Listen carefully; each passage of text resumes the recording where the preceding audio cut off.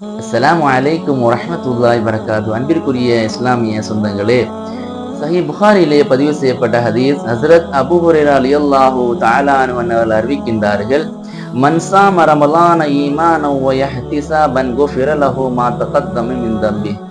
யார் இந்த ரமலானுடைய காலத்திலே அல்லாஹ்வின் மீது நம்பிக்கை கொண்டு நன்மையை எதிர்பார்த்தவராக நோன்பு நோற்பாரோ அவருடைய முன் சென்ற பாவங்கள் எல்லாம் மன்னிக்கப்பட்டு விட்டது.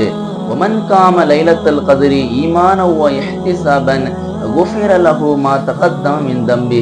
யார் லைலத்துல் கத்ருடைய இரவிலே நின்று வணங்குவாரோ அவருக்கு அல்லாஹ் ரப்புல் ஆலமீன் முன் சென்ற பாவங்களை எல்லாம் மன்னித்து விடுகின்றான் என்று நபிகள் நாயகம் ஸல்லல்லாஹு அலைஹி வஸல்லம் அவர்கள் சொல்லியிருக்கின்றார்கள்.